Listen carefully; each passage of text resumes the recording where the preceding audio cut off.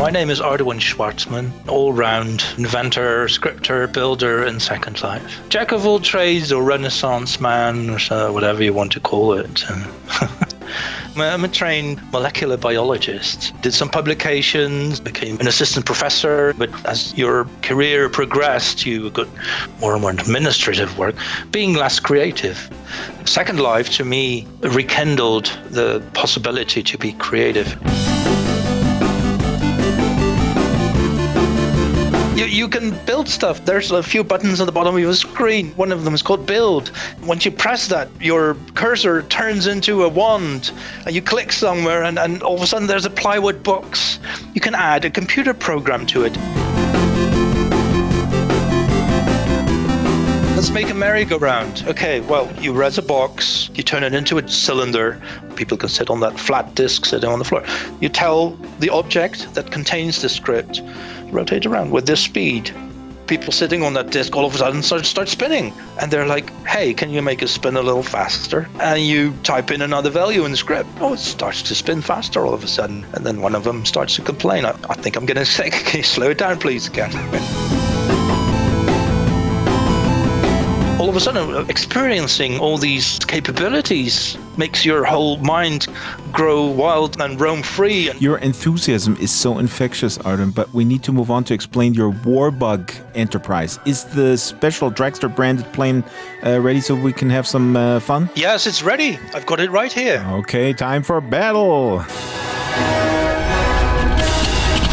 Over the years, I had always been fond of flight simulators, and I thought it would be awesome just to, have an air combat game.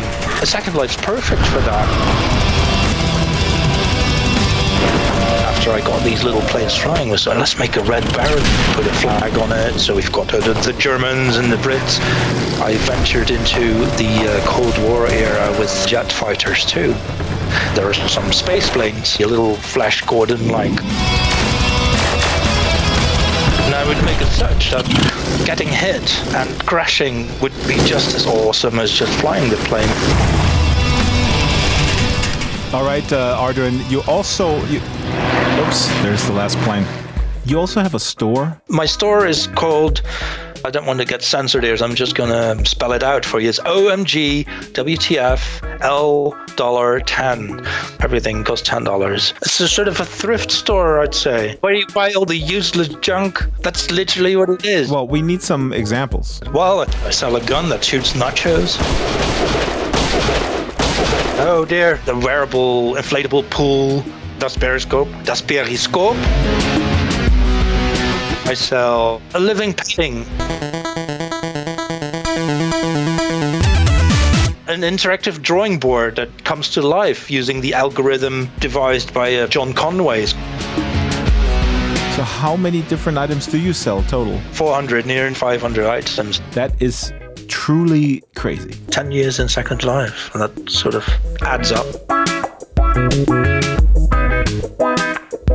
Okay, so let's summarize. You're a house husband tricked by your progressive wife into a role at the home, and alongside your digital life, you're taking care of your 4 kids.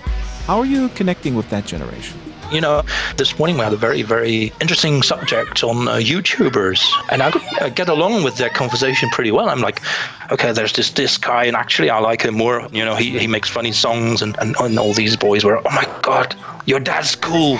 So I was like, nice compliment to hear to get this morning. Yeah. To me, Second Life is a sort of a 3D extension of that. It's a platform on which you can express yourself in a very similar way as people could do in a 2D world. It's just one dimension up, really.